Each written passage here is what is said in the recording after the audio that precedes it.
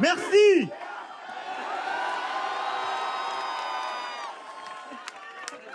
Merci mes amis. Merci d'être là à Marseille.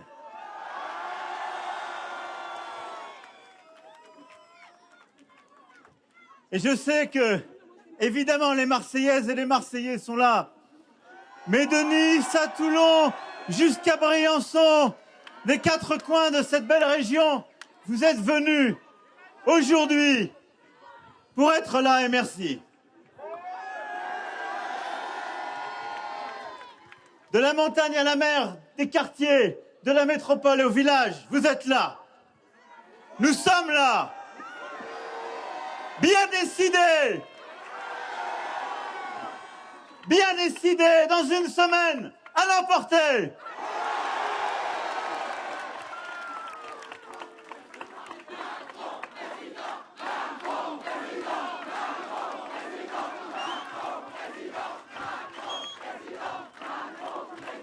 Alors Marseille, vous l'avez montré, c'est cette magnifique ville de Méditerranée, d'Europe, de force et de générosité.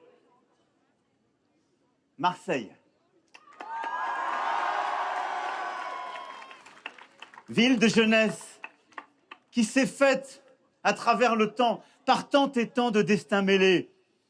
Et je connais ici les vies d'Italiens, d'Espagnols, d'Arméniens, de Maghrébins, de tant et tant venant d'Afrique, des Français revenant d'Algérie et restant ici auprès de la Méditerranée chérie. C'est ça Marseille. C'est la fraternité au cœur de la République. C'est un laboratoire de la République. Et c'est pourquoi, comme je le rappelais à l'instant, c'est ici que nous avons voulu bâtir avec Marseille en grand le début d'une nouvelle méthode. Marseille et nous tous, ensemble, pour faire et agir.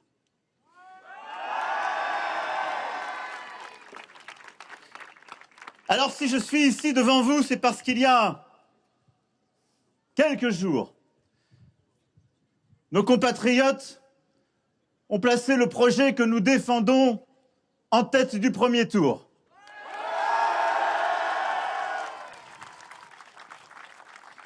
Et ce projet est d'abord un projet de force pour notre pays, un projet pour créer, produire, bâtir cette France de 2030, en faire une puissance créative, agricole, industrielle, technologique, nous permettre, tous ensemble, de créer davantage d'emplois, de trouver davantage de solutions, de faire qu'en France, on ne sombre pas dans la peur du lendemain, mais qu'on y construise des solutions pour demain.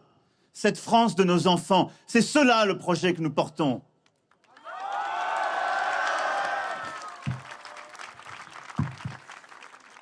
C'est un projet de simplification pour que tant d'initiatives portées à travers le territoire, que nos maires, nos élus ici présents, que tant d'entrepreneurs, d'acteurs associatifs portent et qu'ils voudraient conduire plus vite.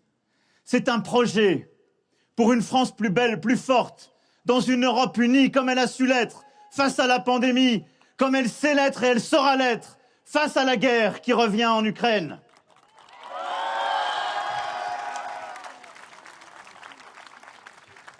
C'est un projet pour l'égalité des chances, par l'école, par la culture, par le sport. C'est un projet qui croit dans l'humain et qui veut permettre à chacune et chacun d'exprimer la voix, son propre chemin.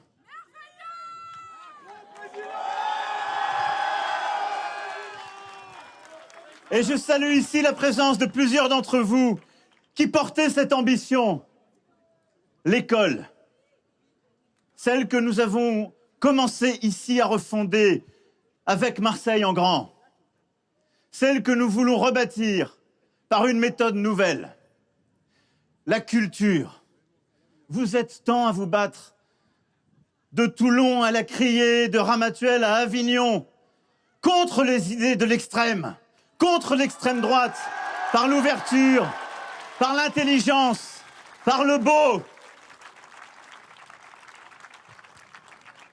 Le sport qui permet à chacun de construire sa dignité, sa force, son projet dans cette ville qui a connu le toit de l'Europe. Un jour de mai 93. Et qui a encore montré qu'ici, on sait faire des reprises de volée. Merci Dimitri.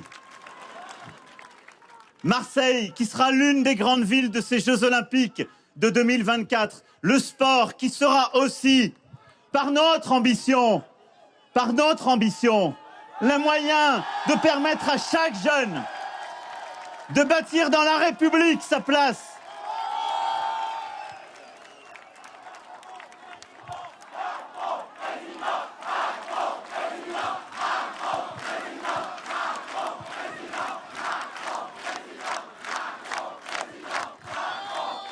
Notre projet, c'est aussi un projet pour la santé, un projet pour tant et tant d'ambitions qui, de manière concrète, veut rebâtir cette égalité des chances sur le terrain, parce qu'il n'y a aucune fatalité.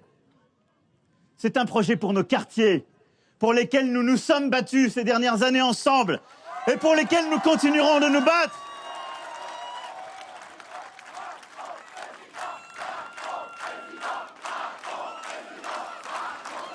Projet pour nos quartiers, projet pour nos ruralités, projet pour tous les territoires. Parce que oui, il n'y a qu'un projet qui permet de réconcilier au lieu de diviser. Celui qui investit dans l'humain, celui qui permet à des projets de naître, de bâtir, de construire la République de demain, celui qui permet de conjurer la fatalité pour permettre à chacune et chacun de vivre. Celui qui redonne à chaque enfant de la République sa dignité, sa place. Sa place.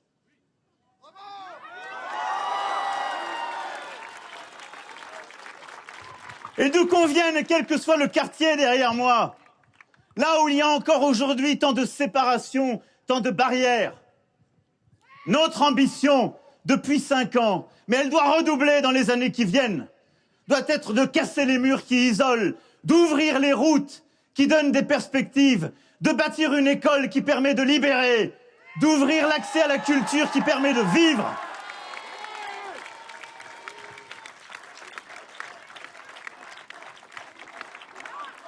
C'est cela, notre destin.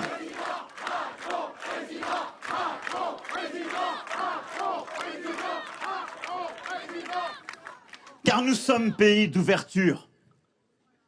Nous sommes faits de millénaires, de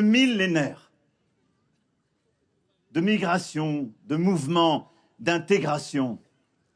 Nous avons bâti une civilisation, une culture, une ouverture au monde, une exigence et une volonté de toujours porter cette voix unique à l'égard du reste du monde. Cette fierté française, c'est cela. Ça n'est pas le grand rabougrissement, ça n'est pas la grande division, ça n'est pas la grande séparation qui consisterait à dire à des enfants nés sur notre sol, élevés dans notre République, qu'ils n'y ont plus leur place et qu'ils n'y ont plus leurs droits. Jamais!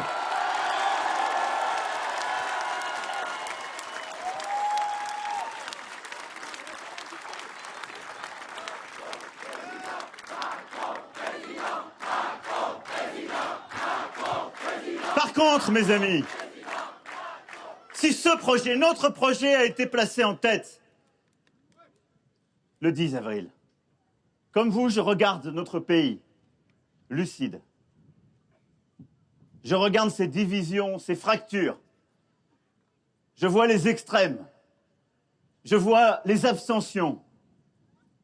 Et nous ne pouvons pas crier victoire. Alors, je suis là. Et je continuerai de l'être, croyez-moi.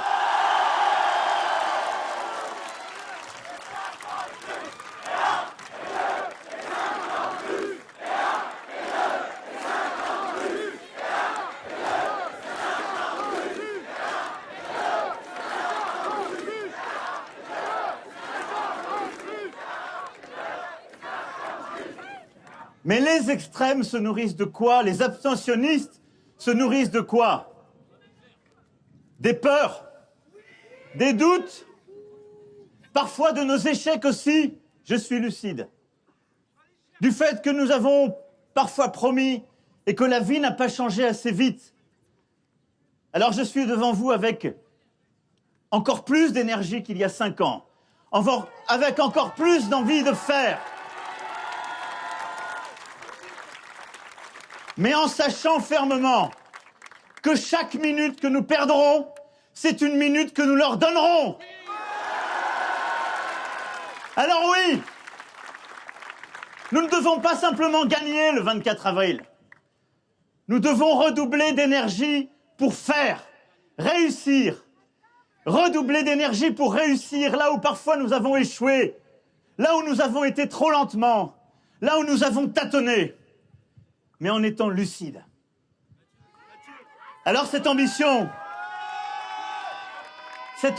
que je veux porter avec vous, ça n'est pas, je vais vous le dire en toute sincérité, comme vous le criez parfois avec un enthousiasme qui me touche. Je vais vous avouer quelque chose. Je n'ai aucune envie de faire 5 ans de plus. Non, je ne veux pas les faire en plus. Je veux complètement refonder. Je veux que ce soit 5 années de renouvellement complet.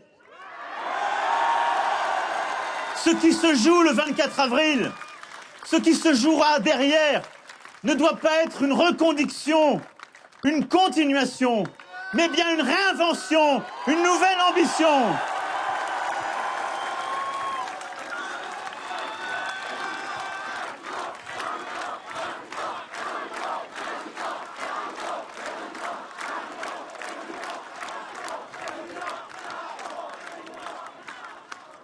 Et les ruptures que nous avons su incarner, les ruptures que nous avons su faire il y a 5 ans et durant ces années, nous devons les continuer. Nous ne sommes pas le camp du système. Jamais.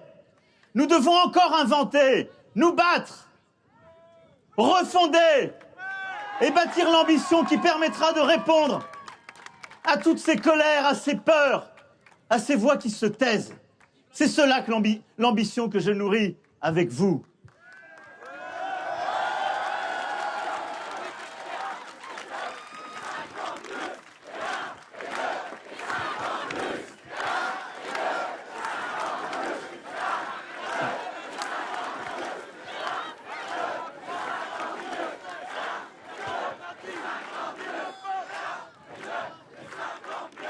Et si nous voulons aller au bout d'un projet d'innovation, d'indépendance, de prospérité, d'inclusion, d'égalité entre les femmes et les hommes, d'écologie, et je vais y revenir, nous devons en profondeur, encore et encore, savoir marquer des ruptures, des ambitions nouvelles, revenir là où nous avons échoué pour recommencer et réinventer.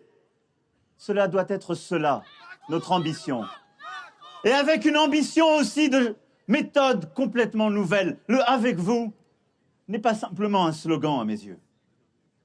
Ce que nous avons commencé ici à Marseille, c'est aussi cette volonté de dire à nos compatriotes que nous avons entendu leur voix. Elle n'est pas simplement de s'exprimer lors d'élections ou de demander des élections pour ne pas y aller. C'est aussi de leur dire que manifester dès le lendemain contre le résultat d'une élection démocratique ne mène à rien.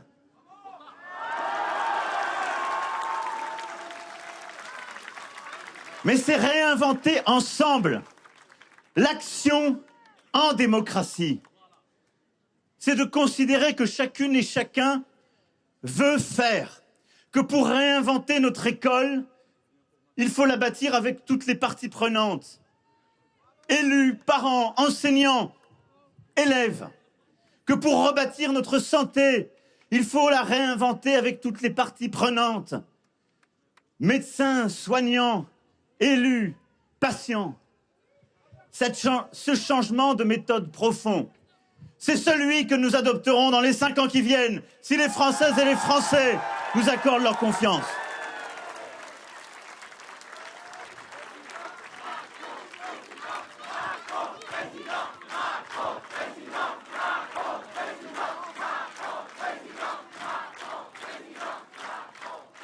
Alors ici, à Marseille, j'aurais pu vous parler du danger que représente l'extrême droite pour notre pays.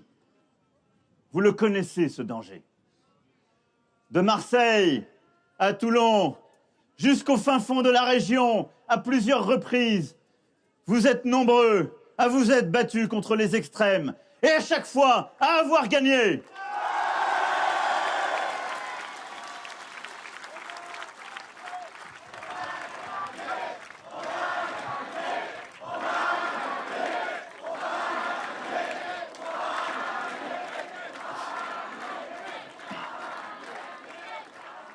Alors j'aurais pu vous parler des risques que l'extrême droite fait peser sur nos libertés, sur la liberté de la presse, lorsqu'elle prétend décider qui est journaliste et qui ne l'est pas, sur la liberté. Ne sifflez pas l'extrême droite. Ne sifflez pas l'extrême droite. Battez-la le 24 avril.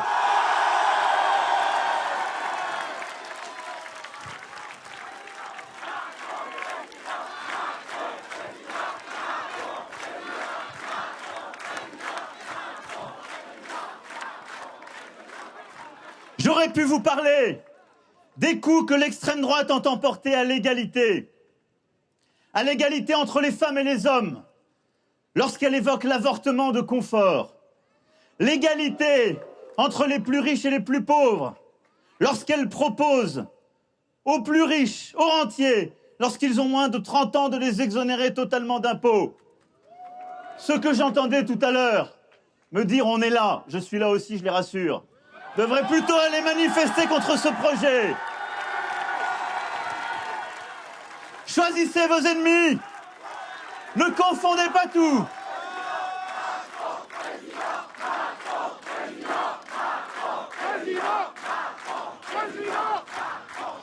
J'aurais pu à Marseille vous parler de la rupture que l'extrême droite prépare avec la fraternité républicaine lorsqu'elle veut mettre en cause le droit d'asile ou organiser un référendum pour établir la peine de mort. Battez-les le 24 avril.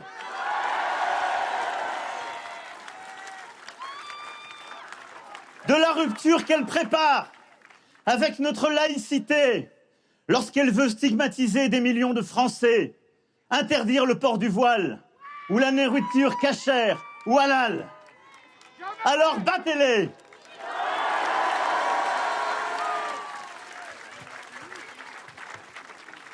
J'aurais pu ici vous parler du projet de sortie de l'Europe que l'extrême droite défend lorsqu'elle propose le divorce entre l'Allemagne et la France, la sortie du Conseil de l'Europe, une alliance militaire avec la Russie et pas un mot pour le continent africain de l'autre côté de cette mer.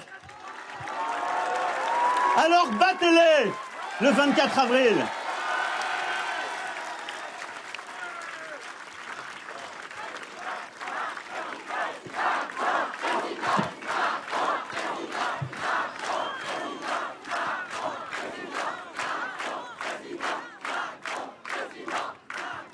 J'aurais pu aussi vous parler du rapport quelque peu distant que Madame Le Pen comme Monsieur Zemmour entretiennent avec la science, eux qui auraient voulu vous administrer de la chloroquine et du vaccin russe. Ne sifflez pas, ça n'est pas advenu, et je vous le rassure, ça n'adviendra pas, parce que le 24 avril, nous voterons.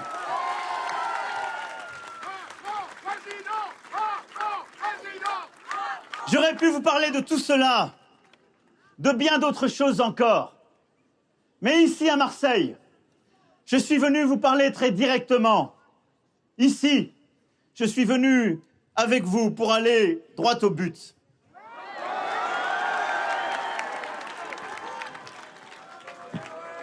Et aller droit au but, c'est vous dire que nous avons entendu deux messages. Le premier, c'est celui qu'une bonne partie de nos compatriotes, et je sais que vous le portez aussi, nous ont fait entendre le 10 avril dernier dans les urnes. Un message fort pour mettre l'environnement au cœur de notre campagne et des années à venir pour la France.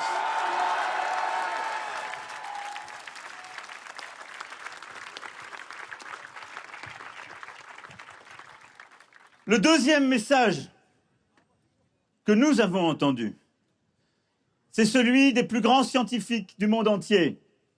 Il y a 2 semaines, une fois encore, mais plus grave encore, le GIEC, le Groupement international d'experts pour le climat, a remis un rapport qui nous donne 3 ans. 3 ans pour tenir les objectifs des accords de Paris contre le réchauffement climatique et léguer à nos enfants une planète vivable.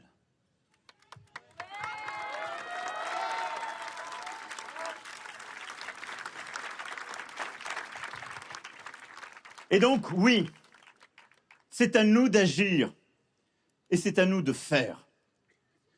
Et ce message écologique du premier tour de l'élection présidentielle française, ce message, une fois encore, des plus grands scientifiques, ce message que notre jeunesse, depuis plusieurs mois, prône, porte, de marche en marche et de mobilisation en mobilisation, nous devons aujourd'hui savoir lui donner une perspective nouvelle pour le 24 avril et pour les années qui viennent.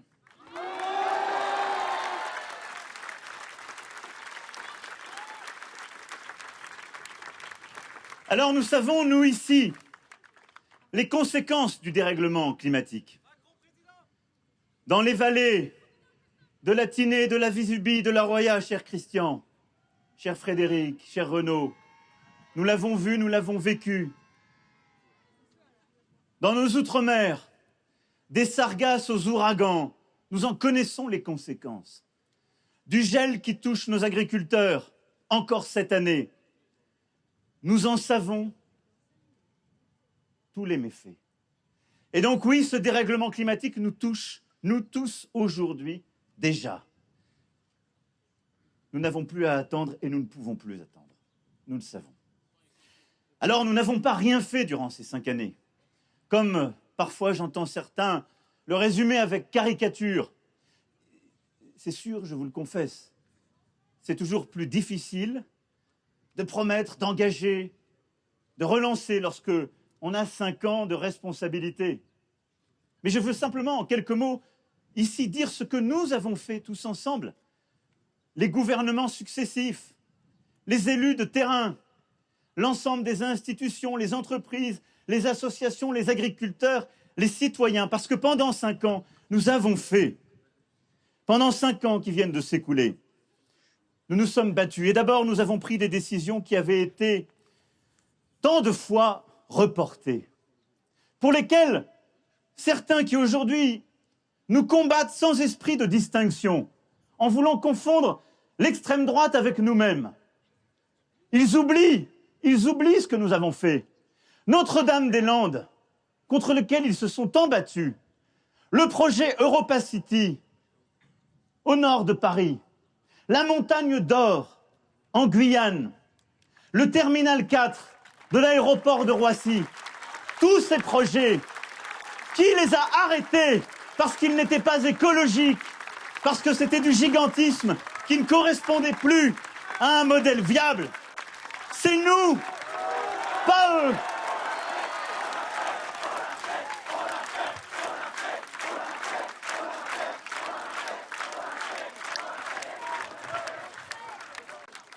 Et pour prendre ces décisions, il fallait simplement, pas simplement manifester, protester contre celles et ceux qui sont aux responsabilités, mais il fallait en responsabilité aller voir des élus, des salariés, des citoyens, et leur dire « pour le bien de l'environnement, nous ne le ferons pas ».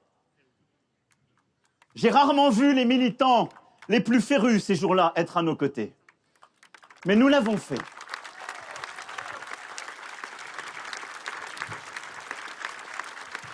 Nous avons été parmi les premières nations à fermer nos centrales à charbon, à mettre fin au permis d'hydrocarbures. Nous avons décidé la fin de l'exploitation d'hydrocarbures à 2040. Mais quand il a fallu aller expliquer dans nos eaux, sur notre sol, en Guyane, qu'on ne ferait pas de nouveaux projets là où il y avait des potentialités pour faire. Il a fallu expliquer là aussi à des élus, à des citoyens, à des entreprises. Nous allons vous compenser, mais nous ne ferons pas pour l'écologie. Nous l'avons fait.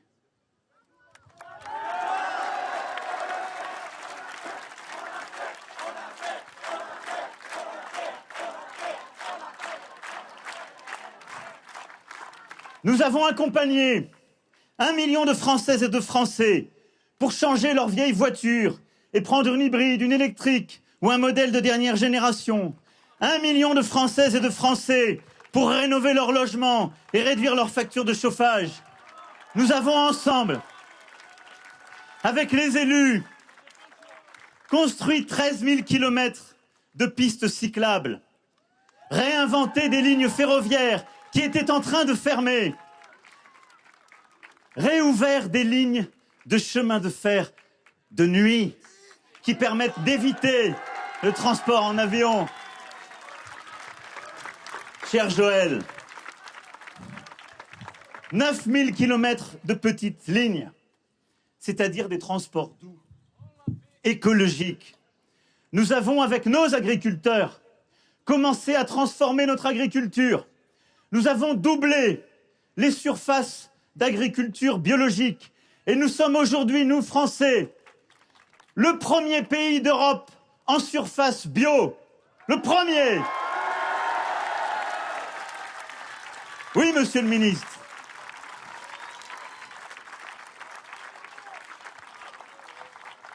Nous avons multiplié par 20 les surfaces en haute qualité environnementale. Nous nous sommes engagés à diviser par 2 le rythme de l'artificialisation des sols. Et pour cela, donner les moyens à nos maires, aux départements et aux régions d'investir pour justement reconvertir leurs friches industrielles, agricoles ou d'emprise publique. Nous avons créé dans notre droit, grâce à la Convention citoyenne sur le climat, un délit d'écocide pour ceux qui intentionnellement se rendent coupables de graves atteintes à l'environnement.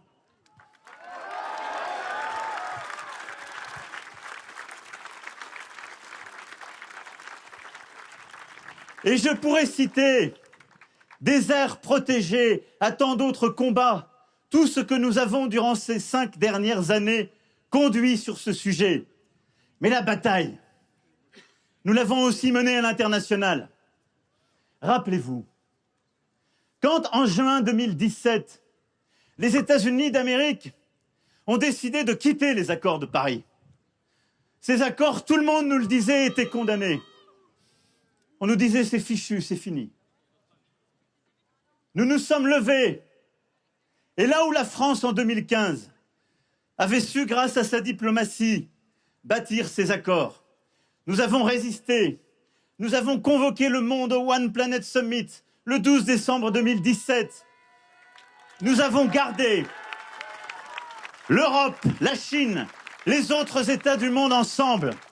Nous avons réengagé les entreprises, les associations. Nous avons permis que la Russie et la Turquie ratifient ces accords. Et enfin, que les États-Unis décident de revenir. Ces accords sont bien là. Et nous avons gagné.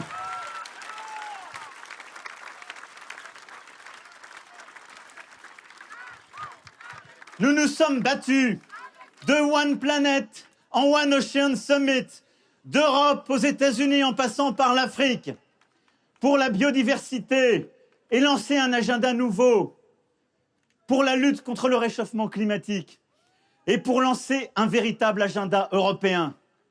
Oui, au printemps 2018, nous n'étions que 8 États membres à nous battre sur ce sujet. Nous avons obtenu l'accord de tous au mois de décembre dernier pour construire un accord européen sur le climat et porter la neutralité carbone en 2050.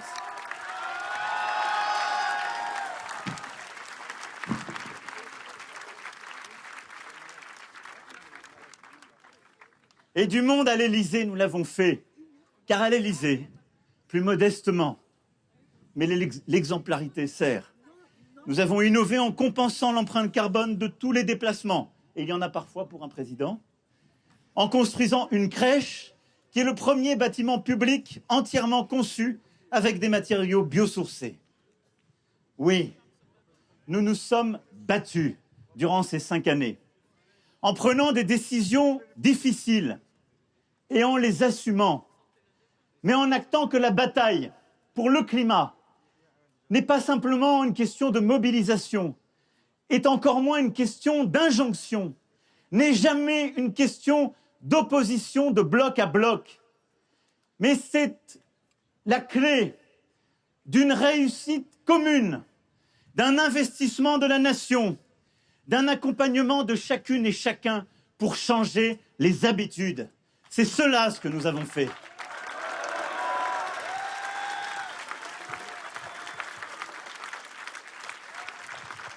Pour réussir la bataille pour le climat, pas d'injonction, mais du respect et de l'ambition. Pas de fausses leçons, mais la clarté dans les objectifs et de l'investissement. Alors tous ces efforts ont des résultats. Et je les défends. Nous avons été 2 fois plus vite que durant les 2 quinquennats qui précédaient pour réduire les émissions de gaz à effet de serre.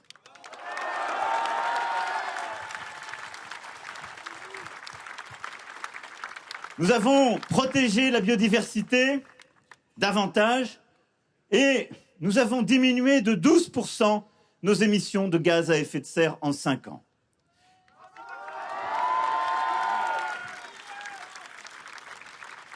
Ça, c'est pour dire que l'inaction, pas chez moi.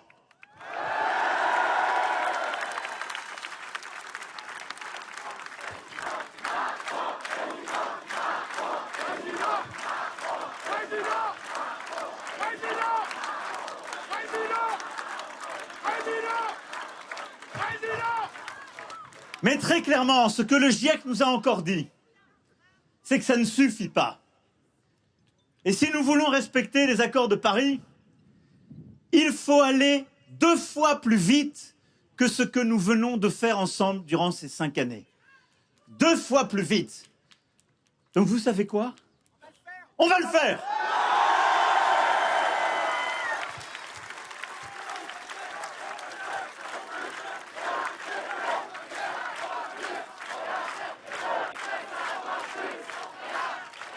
Alors j'entends l'anxiété qui existe chez beaucoup de nos jeunes. Je suis frappé d'entendre de déplacements quand je vais au contact, et je pense que vous le vivez comme moi, de voir notre jeunesse, nos adolescents, parfois les enfants, avoir peur de l'avenir de la planète.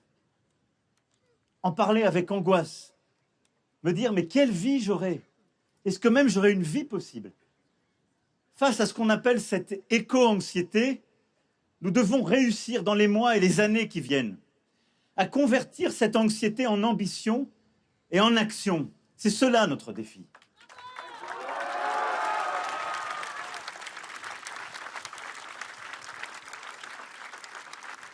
Parce que de l'autre côté, j'entends l'anxiété de Françaises et de Français sincères qui me disent « Mais moi je vois comme un mur devant moi, on me dit qu'il faut tout changer. » Que je ne pourrais pas continuer mon activité. On essaie de me culpabiliser, de me dire que mon mode de vie, que ce que je fais chaque jour, ce que mes parents faisaient au champ ou à l'usine est mal, parce que je suis dans une industrie qui pollue, ou parce que le modèle qui est le nôtre a fait que j'ai dû utiliser tel ou tel produit. Et il y a aussi une anxiété aussi sincère de beaucoup de nos compatriotes face à ce qui leur semble comme un changement impossible, trop dur, trop rapide. Et cette anxiété, c'est celle que l'extrême droite va chercher. Lorsqu'elle dit « avec nous », je cite la candidate d'extrême droite, « plus de terrorisme climatique », dit-elle. Employer un tel terme. Avec nous, fini les éoliennes, nous allons les démonter. Bon courage. Bonne utilisation de l'argent du contribuable. Avec nous, leur dit-elle. Avec nous, leur dit-elle. La neutralité carbone 2050, d'ailleurs, la place-t-elle en 2030, elle qui connaît si bien ces chiffres. Fini cette neutralité carbone. Même incompétente, elle est climato-sceptique.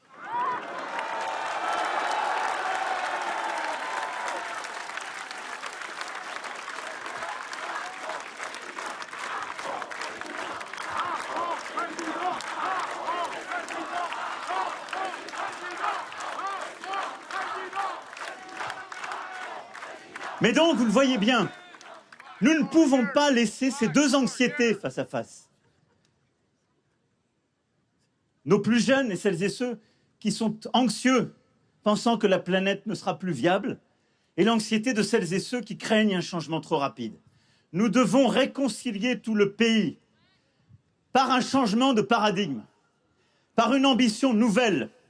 Et ce changement de paradigme n'est pas simplement d'aller un peu plus vite, de continuer ce que nous avons fait. C'est d'aller 2 fois plus vite et de transformer la politique, l'économie, les paysages et nos vies dans la France pour les 5 ans qui viennent. C'est ce changement de paradigme que je veux pour nous.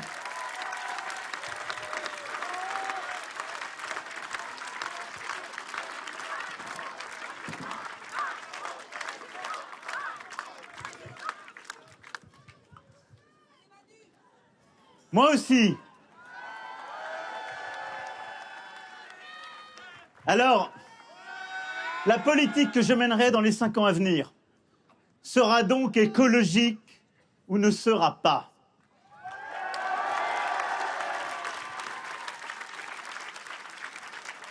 Et donc, pour placer l'écologie au cœur du nouveau paradigme politique, comme au XIXe siècle, ou face aux défis éducatifs, Jules Ferry était à la fois président du Conseil et ministre de l'Instruction publique. Mon prochain Premier ministre sera directement chargé de la planification écologique.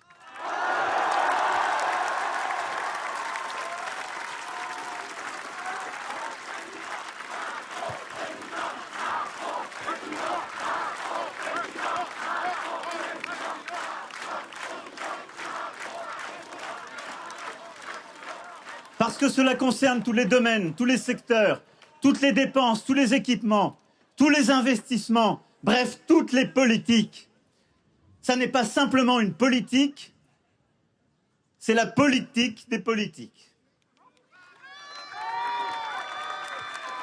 Et parce que cela démontre irréfutablement l'importance que nous accorderons à ce combat du siècle. Le Premier ministre sera, pour agir, appuyé par 2 ministres forts. Le ministre de la planification énergétique,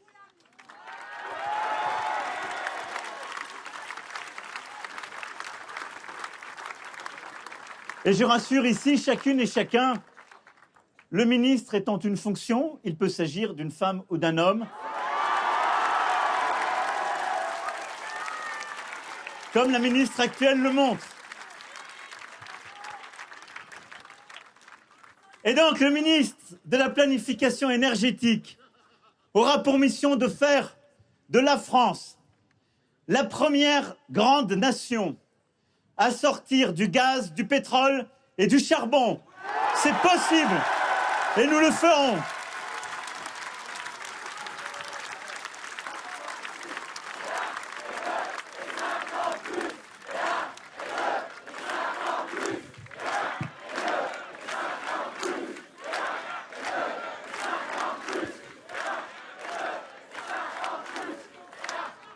Et pour cela, il faudra d'abord planifier une stratégie de sobriété énergétique, car l'énergie qui pollue le moins est celle qu'on ne consomme pas.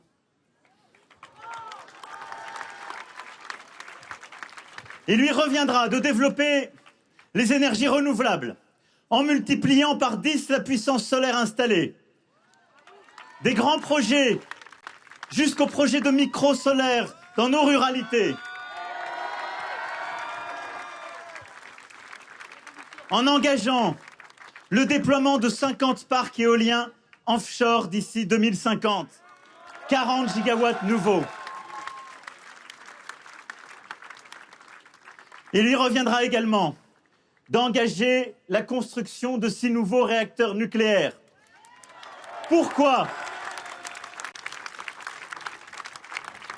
Car c'est la seule énergie qui ne produise pas de gaz à effet de serre et qui ne dépendent pas de la météo.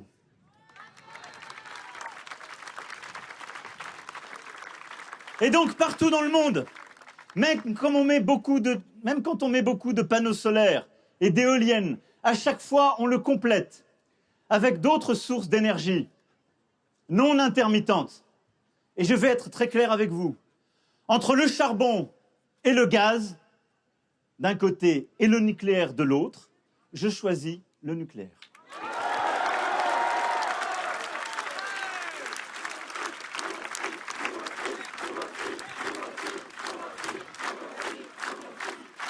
Et le ministre de la Planification énergétique aura à bâtir une stratégie hydrogène, car c'est aussi par l'hydrogène, pour nos avions, nos trains, nos bateaux que nous voyons ici, nos bus, nos industries, par les changements d'usage que nous pourrons avoir des modes de déplacement et de production plus écologiques. Car l'hydrogène pourra se substituer progressivement au gaz naturel. L'hydrogène est produit par l'électrolyse. Pour ça, il faut de l'électricité. C'est pour cette raison, entre autres, qu'il nous faudra, dans notre pays, produire plus d'électricité non carbonée par le renouvelable et par le nucléaire.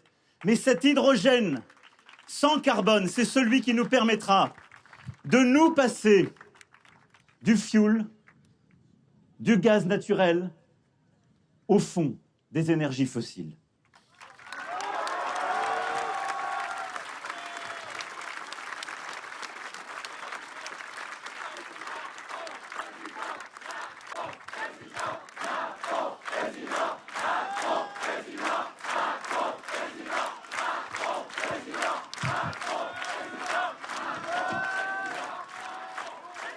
L'autre ministre sera chargé de la planification écologique territoriale et aura pour mission d'organiser avec les élus locaux la transition environnementale dans chaque territoire, dans nos régions, nos départements, nos métropoles, mais jusqu'à l'échelle du canton, avec un principe simple.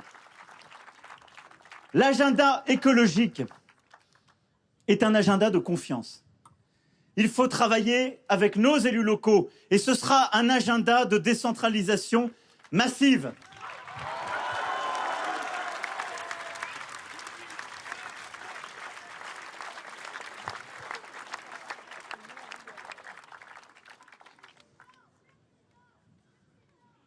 Partout.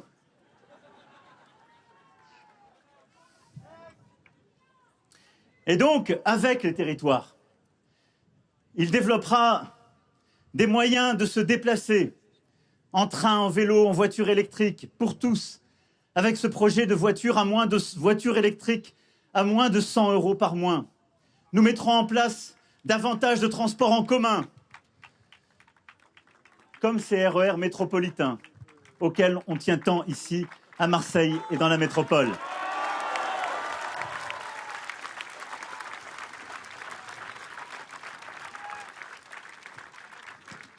Et donc, cette planification territoriale, oui, elle permettra de changer les moyens de nous déplacer au quotidien, transport public, transport individuel, mais aussi pour nos grands industriels, en développant de nouvelles stratégies pour le fret ferroviaire et le fluvial. Comment développer un port comme le port de Marseille sans avoir une stratégie complètement nouvelle avec le ferroviaire et le fluvial, et sans permettre de sortir toutes les marchandises autrement que par les camions, mais bien par le fleuve, les fleuves, jusqu'à Lyon et au-delà, et le chemin de fer. Et donc, Cette stratégie, vous le voyez, est une stratégie de réinvention de nos territoires, de réaménagement de nos territoires de manière collective, comme nous ne l'avons pas fait depuis Freycinet dans notre pays à ce point, où l'on va à nouveau construire des canaux, réinvestir sur le fluvial, le fret ferroviaire, pour pouvoir libérer nos routes, nous passer des camions, et donc faire de l'écologie en continuant de produire.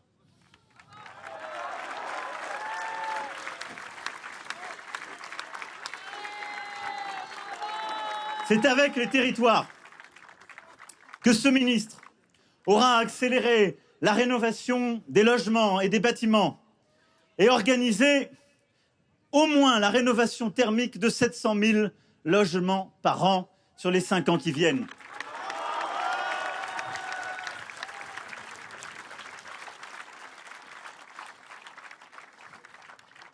Il leur reviendra ensemble d'agir pour la qualité de l'eau, la qualité de l'air, la qualité de l'alimentation. Car oui, cet agenda est un agenda de la qualité de la vie et du mieux vivre. Et c'est une planification que nous ferons avec les territoires pour changer la vie très concrètement. Imaginez, quand je parle de qualité de l'air, que la pollution de l'air cause chaque année 50 000 décès, parfois des enfants. C'est 15 fois les décès liés aux accidents de la route.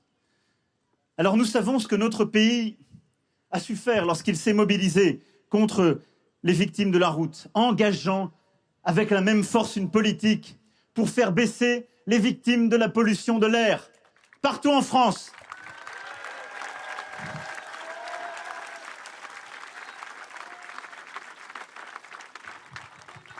Alors j'annonce que si les Français me font confiance à nouveau,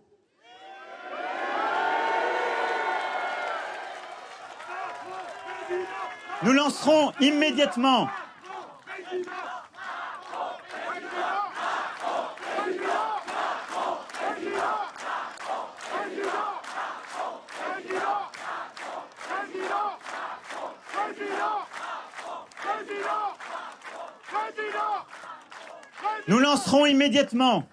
un effort massif de purification de l'air dans nos écoles, nos hôpitaux, nos maisons de retraite et dans tous les bâtiments publics.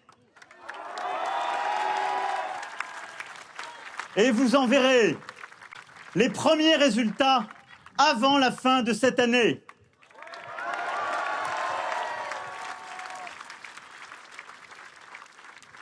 Et il en sera de même sur la qualité de notre alimentation. Nos paysans font tant déjà. Mais dans nos écoles, je veux qu'on aille encore plus loin pour davantage de produits locaux, de circuits courts, de produits bio. Et grâce aux plans alimentaires territoriaux que nous avons bâtis partout avec nos départements, nous permettrons à chaque fois dans la restauration collective, et en particulier pour nos enfants dans les cantines, d'avoir une alimentation de qualité. Et pour accompagner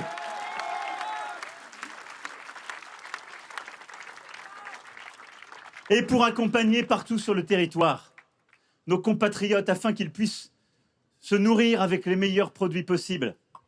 Nous ferons les efforts, évidemment, pour améliorer le pouvoir d'achat des travailleurs, mais lutter contre la précarité alimentaire avec, entre autres, le chèque alimentaire.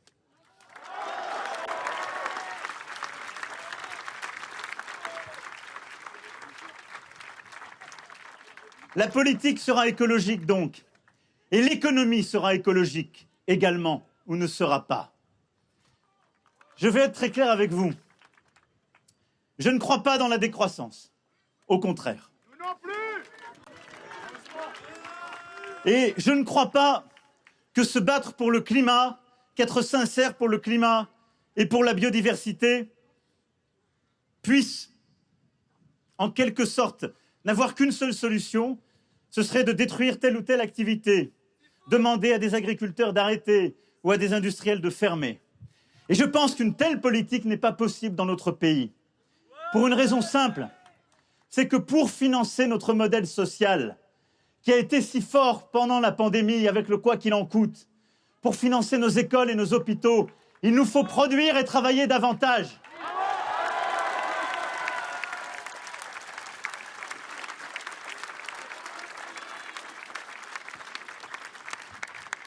Et donc oui, notre défi est de faire une économie plus écologique, pas moins d'économie pour l'écologie.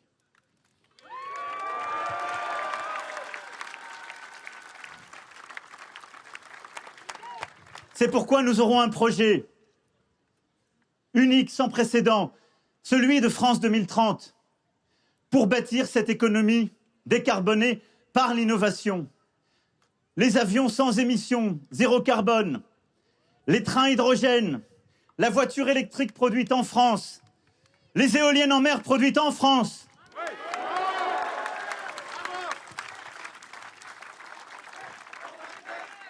Les mini-réacteurs.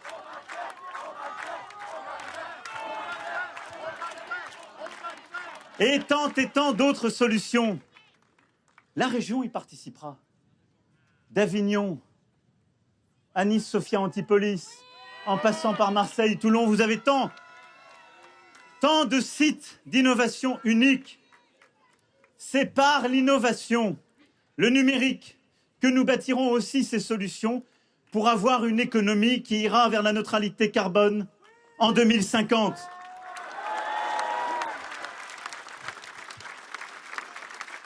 Mais pour en même temps créer des emplois sur notre sol, des filières industrielles, de l'activité dans nos ports et ailleurs. C'est pourquoi nous investirons aussi pour décarboner nos cimenteries, nos aciéries. Nous le savons ici, à Marseille et à Fos, ô combien. Je le dis à toutes celles et ceux qui y travaillent. L'écologie, ça n'est pas fermer vos emplois, fermer vos usines. C'est permettre de changer des habitudes et des pratiques. Remplacer les vieilles chaudières avec lesquelles on conduisait l'activité par le gaz ou le charbon, en les remplaçant par l'hydrogène. C'est par l'innovation, vous permettre de produire davantage, mais le faire de manière écologique. Et il n'y a pas de fatalité.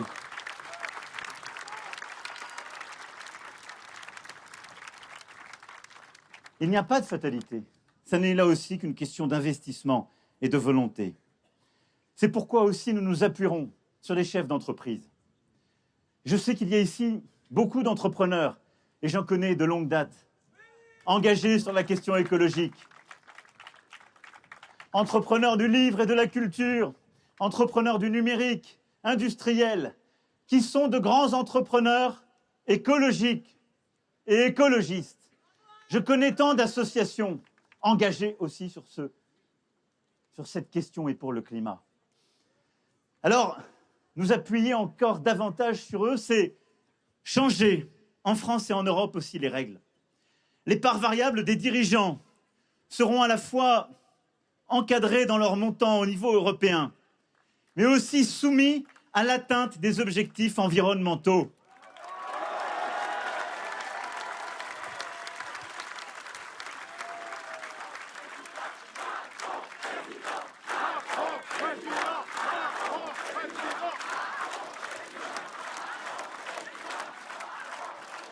Les grands dirigeants du XXIe siècle ne sont pas simplement ceux et celles qui ont de la performance économique ou financière, mais celles et ceux qui sauront avoir des résultats pour l'inclusivité, pour l'égalité femmes-hommes et pour la question écologique. Oui, les grands patrons seront des patrons verts, des patrons éco-responsables.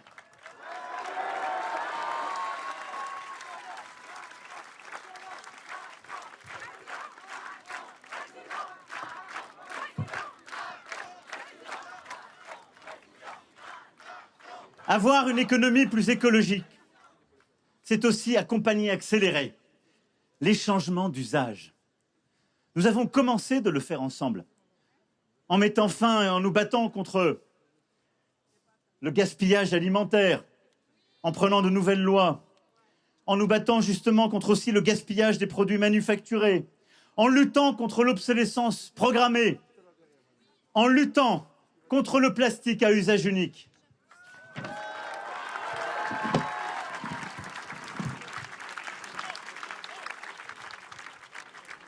Depuis le début de l'année, les fruits et légumes sont vendus en vrac, plus dans les sachets plastiques. C'est le fruit de nos lois.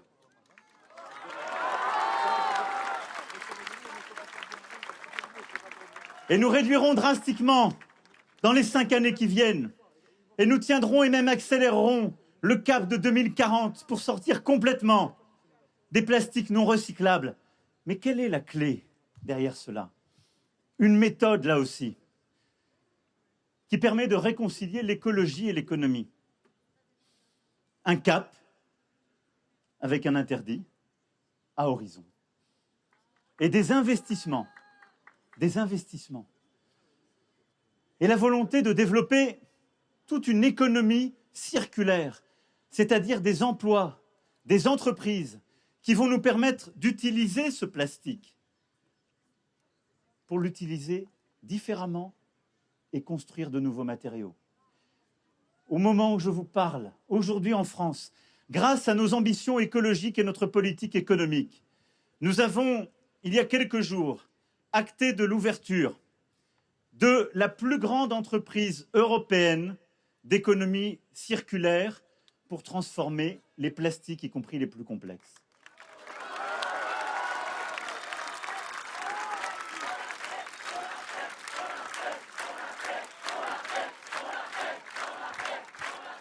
Et c'est le fruit de notre politique d'attractivité, d'ambition économique et écologique.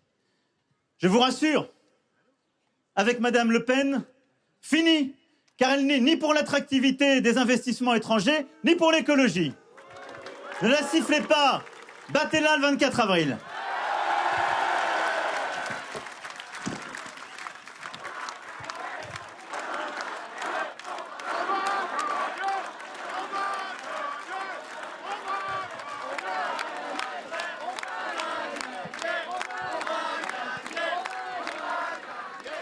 Et cette transformation économique, elle est évidemment aussi européenne. C'est pourquoi nous nous battons pour que notre agenda commercial soit aussi un agenda climatique. C'est pour cela que nous nous sommes opposés au Mercosur, car il ne respecte pas nos objectifs, ni des accords de Paris, ni en matière de biodiversité.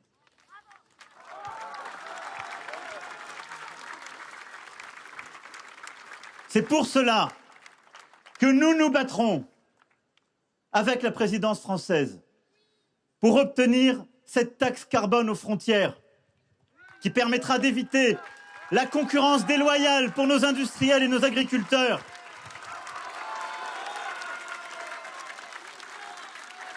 Sinon, comment expliquer à une usine qu'elle doit investir pour changer si on permet d'importer des matériaux venant du bout du monde qui n'ont pas fait les mêmes efforts? C'est pour cela que nous nous battrons partout pour ce qu'on appelle les clauses miroirs, c'est-à-dire demander la même chose aux autres que ce que nous faisons en Européens.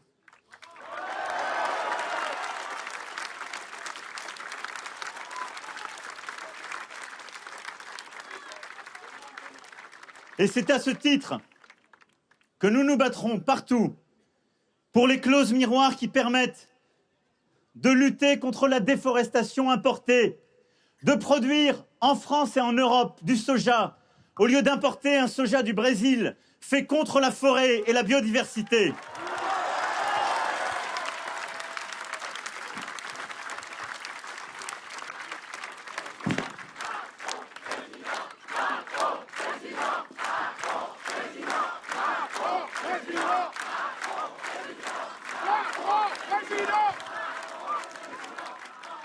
Et donc oui, il y a bien un projet qui permet de bâtir une économie écologique, favorable à la biodiversité, protectrice du climat. Si nous avons ces solutions, cet investissement, ces innovations, cette ambition européenne, ce projet-là, c'est le nôtre et nous le porterons.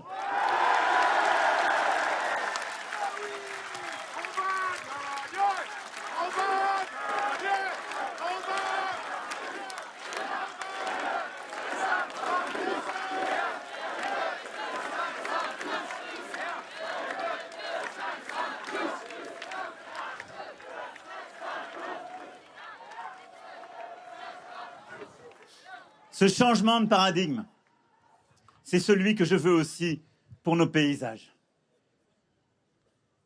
Les paysages qui m'entourent, les nôtres, les vôtres. Oui, si nous voulons nous battre contre le dérèglement climatique et pour la biodiversité, il nous faut savoir protéger nos écosystèmes, la faune et la flore, la nature. Il nous faut nous battre pour nos paysages et la vie qui s'y trouve. Alors pour cela, j'irai au bout de cette ambition dont nous avons posé les bases durant ce quinquennat. 30% d'aires maritimes et terrestres protégées. Nous le ferons.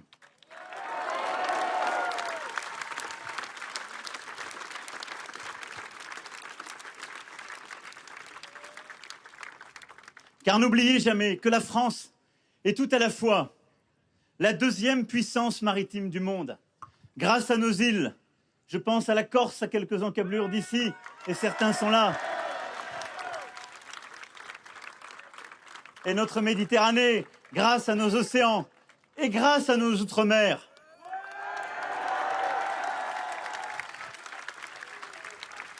La Réunion est là, la Polynésie, je l'entends, nos Antilles et la Guyane, tous les océans sont aussi français.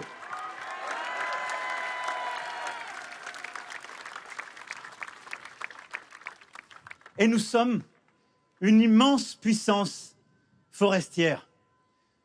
La France a l'une des plus grandes forêts d'Europe, mais la France est aussi une puissance amazonienne, trésor tout à la fois de biodiversité et de peuples autochtones. C'est cela la France, n'en déplaise à celles et ceux qui voulaient la réduire.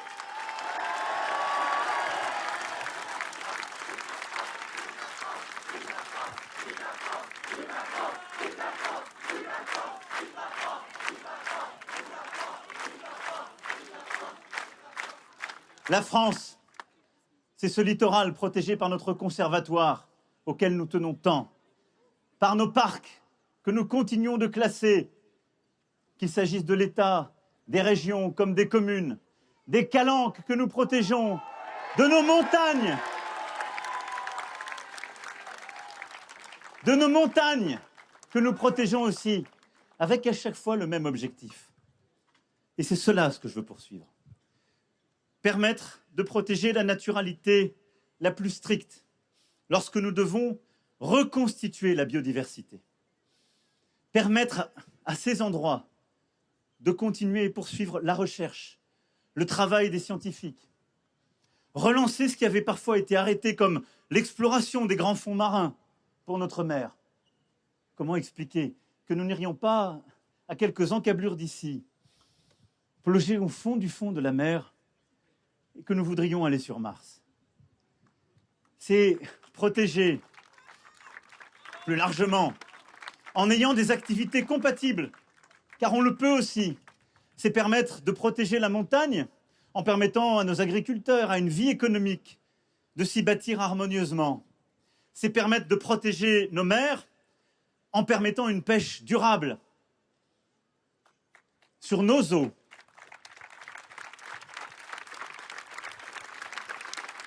C'est permettre de protéger en éduquant.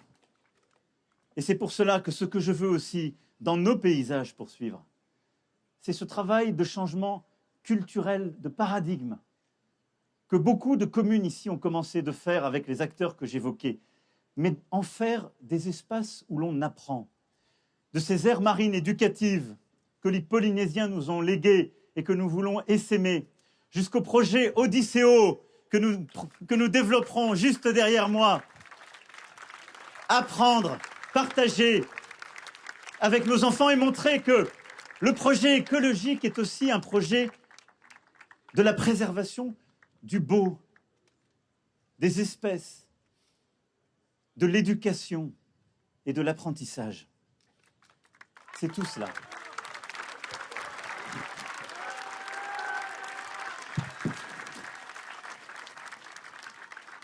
C'est aussi pour cela que nous renforcerons les moyens que nous mettrons pour protéger tous ces espaces, protéger nos mers, partout, et en particulier les protéger contre la pêche illicite et la prédation, grâce à notre marine nationale, à laquelle je veux rendre hommage, elle qui joue ici à Marseille un rôle si important.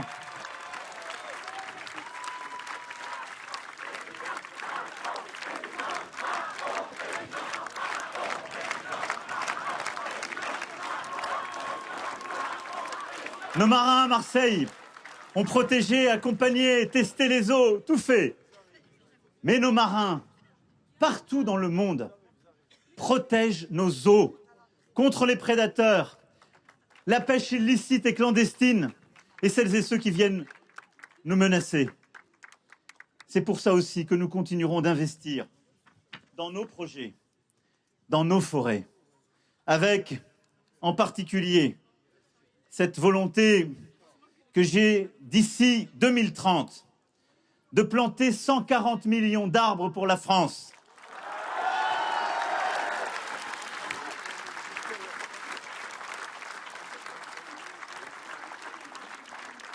Ce grand plan, c'est celui qui portera notre ambition forestière. Planter, protéger, développer une filière, mais assumer aussi de protéger, dans certains espaces, une forêt libre pour qu'elle puisse se régénérer, en particulier quand elle est un trésor de biodiversité, comme nous le faisons aussi à l'international pour protéger la forêt amazonienne ou la forêt primaire au cœur de l'Afrique. Ces ambitions françaises, nous les poursuivrons, nous les accélérerons.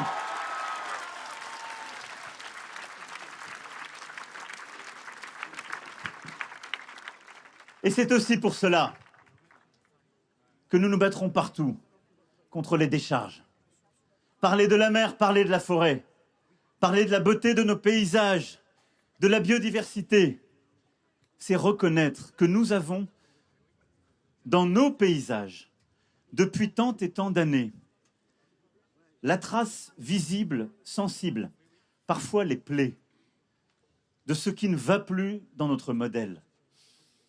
Ces décharges à ciel ouvert qui polluent nos paysages, ces décharges qui se déversent dans les rivières ou dans les mers. Lutter contre ce continent de plastique qui étouffe la biodiversité en mer et qui nous menace. Ça n'est pas lutter contre le plastique qui est déjà en mer, car c'est déjà trop tard. Plusieurs qui sont ici me l'ont bien expliqué en septembre dernier.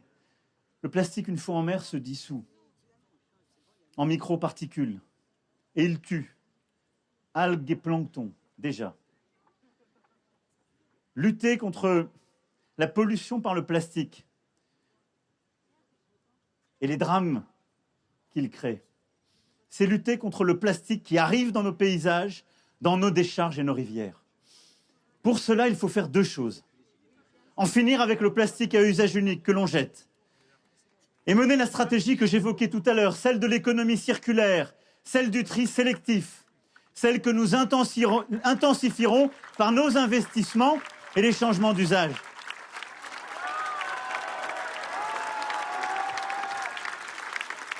Mais il nous faut aussi, en même temps, comme certains diraient, il nous faut en même temps en finir avec ces grandes décharges. C'est pourquoi, sur les 3 ans qui viennent, nous mettrons fin à 50 grandes décharges à ciel ouvert qui aujourd'hui polluent nos territoires, nos rivières et nos mers, menacent notre biodiversité et préparent ce plastique de demain qui arrivera sinon dans notre mer. C'est tout cela, lutter pour la biodiversité, pour nos forêts, nos mers, nos paysages.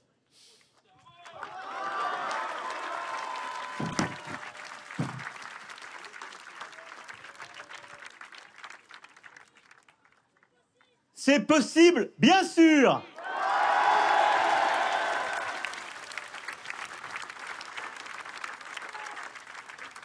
Enfin, mes amis, nos vies seront écologiques ou ne seront pas. Oui. Parce que l'écologie n'est pas seulement la question de la politique, de l'économie, de certains paysages. Chacun prendra sa part dans ce combat du siècle. Chacun devra prendre sa part dans cet avenir en commun que nous avons à construire. Nos enfants d'abord.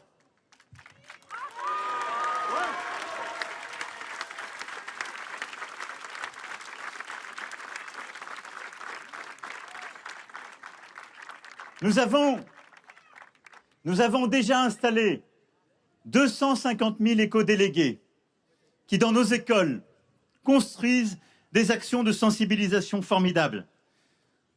Nous irons plus loin en mettant en œuvre l'éducation au développement durable pour tous, depuis la maternelle jusqu'au lycée.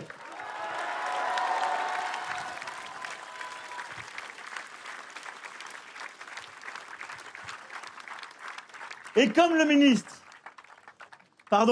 professeur Jouzel l'a proposé à la ministre, tous nos étudiants seront sensibilisés aux enjeux environnementaux et alimentaires dorénavant.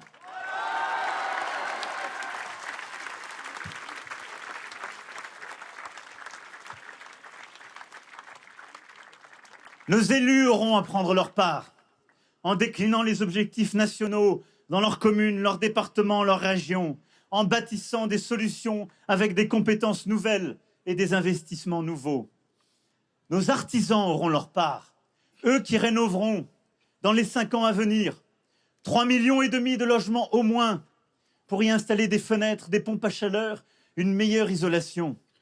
Et je ne parle pas du chantier colossal des bâtiments publics, du développement des matériaux biosourcés, d'une vraie transformation pour tant et tant de secteurs économiques.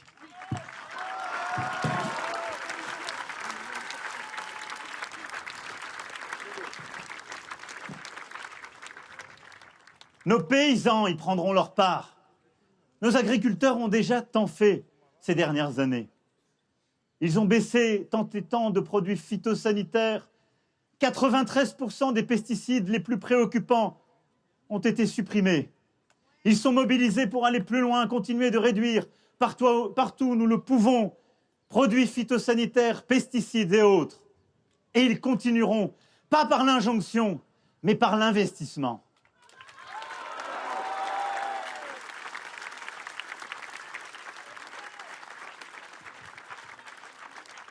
Mais je veux ici, en parlant devant la Méditerranée, vous dire que nos paysans auront un rôle extraordinaire à jouer dans les années qui viennent pour produire et protéger en même temps.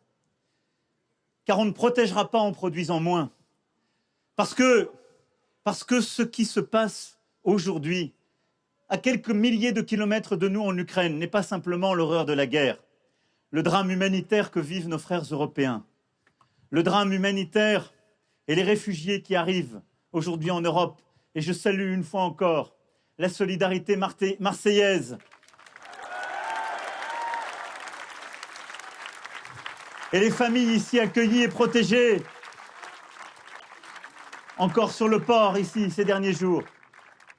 C'est un drame alimentaire qui se joue, un drame alimentaire. Au Proche et Moyen-Orient, en Afrique du Nord, partout sur le continent africain, aujourd'hui, dans 1 an, dans 18 mois, il manque et il manquera des céréales et tant de ce qu'il faut pour nourrir. L'Europe sera ce continent qui devra continuer de produire pour aussi alimenter chaque rive de la Méditerranée.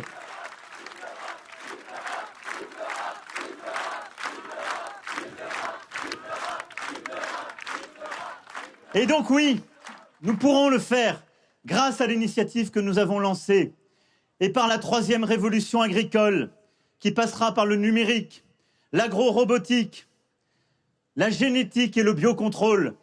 Nous le ferons car nous le pouvons.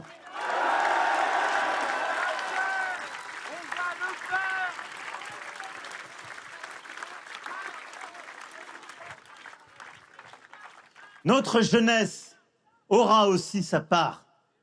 Notre jeunesse aura à se former dans les métiers de l'énergie, de la batterie, de l'industrie verte. Nous formerons 400 000 personnes en plus aux métiers de sens que sont les métiers de la transition écologique. Métiers de l'énergie, métiers de l'industrie, métiers du recyclage et de la réparation.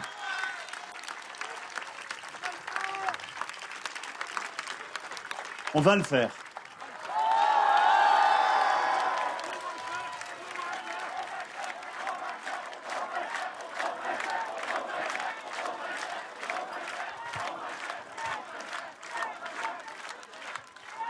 Notre jeunesse sera intégrée au Haut Conseil pour le climat à travers les grandes associations.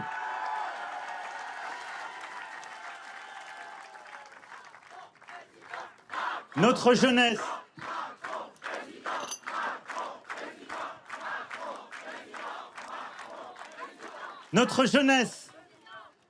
par le service civique écologique, pourra participer aux grands chantiers de la nation. Ces chantiers pour lutter et pour dépolluer contre les grandes décharges, pour dépolluer nos rivières, pour agir dans nos forêts et partout sur nos rivages. Nous le ferons!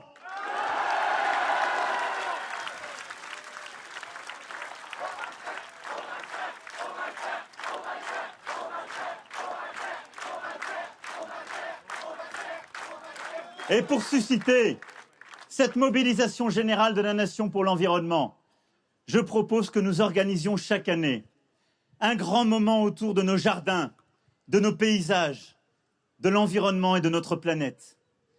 Cette fête de la nature, comme nous avons su faire une fête de la musique, pourrait se tenir au printemps, par exemple le 4e samedi de mai.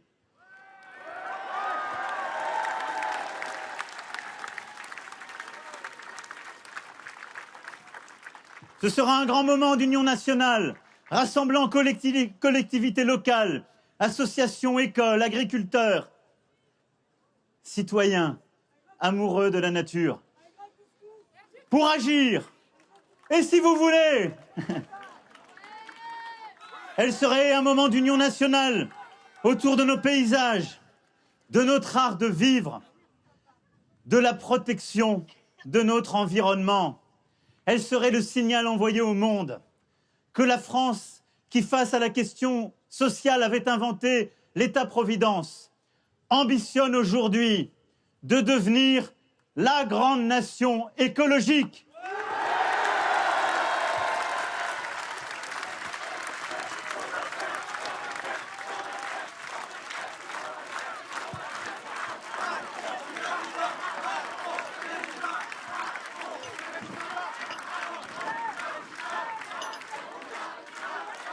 Oui, c'est en changeant de paradigme politique, écologique, économique, pour nos paysages, pour nos vies, que nous pourrons ensemble être celles et ceux qui savaient et qui ont fait, car c'est le rôle de notre génération. Et c'est le défi qu'avec vous je veux relever. Mes amis,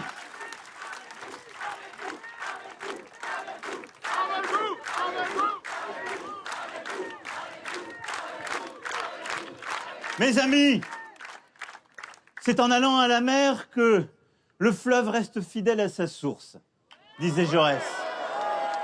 Et je le dis ici devant notre Méditerranée, ce que nous avons à devenir n'est pas la nostalgie de ce que nous avons été, ni même exactement ce que nous sommes.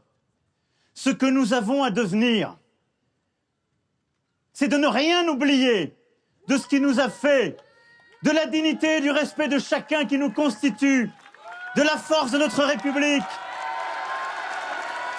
de tous ces confluents qui forment la France, mais d'aller vers un cap nouveau qui est un cap de respect, de dignité, de diversité et d'écologie.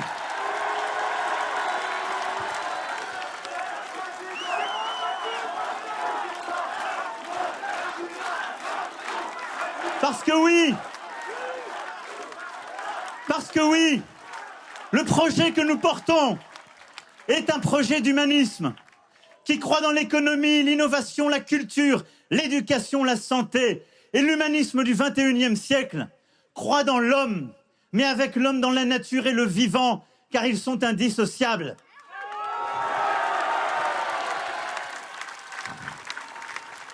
C'est pourquoi le choix du 24 avril est aussi un choix de civilisation.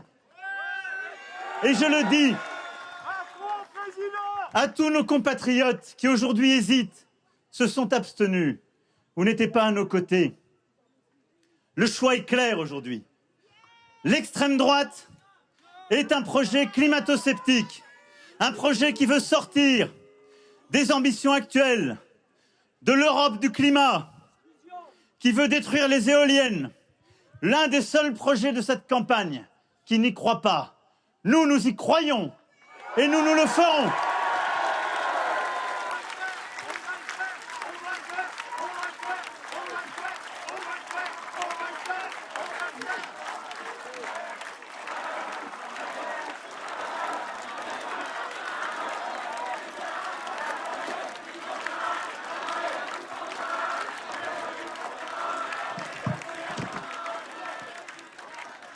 C'est pourquoi le choix qui est devant nous, vous l'avez compris, n'est pas simplement le choix d'un président de la République.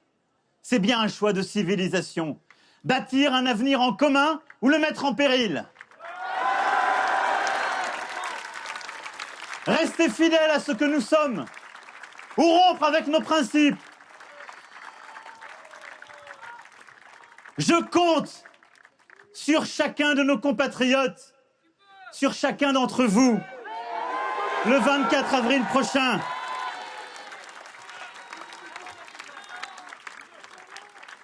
Ne cédez pas à la peur, au à quoi bon. Ne cédez pas au grand relativisme qui consisterait à dire tout se vaut. Celui qu'on n'aime pas forcément et qui est encore en marche. Et l'extrême droite, parce qu'on vous a farci la tête que c'était la même chose. Non, ce n'est pas la même chose.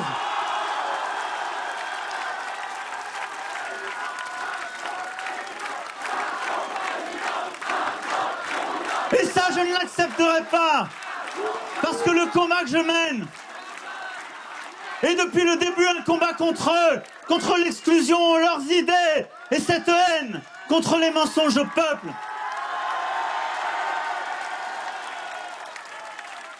Alors je dis aussi à tous ceux qui sont en colère, à tous ceux qui n'ont pas été votés, à tous ceux qui refusent l'ordre des choses et qui parfois ne m'accompagnent pas, je les respecte, chacune et chacun.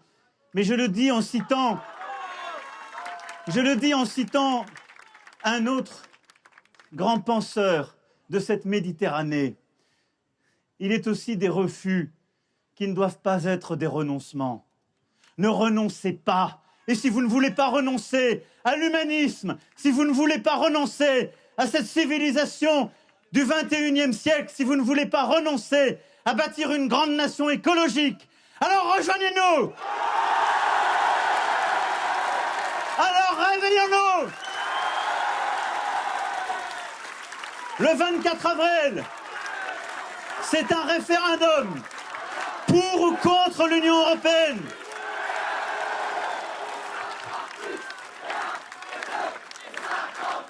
Le 24 avril, c'est un référendum pour ou contre l'écologie. Le 24 avril, c'est un référendum pour ou contre notre jeunesse. Le 24 avril, c'est un référendum pour ou contre notre République et cette nouvelle époque. Oui, le 24 avril peut être le point de départ d'une nouvelle époque française et européenne. Celle de l'espérance, celle du climat, celle de l'ambition. Oui, nous gagnerons. Et alors ce sera à nous de faire autrement, encore, tous ensemble. Vive Marseille, Vive la République et vive la France!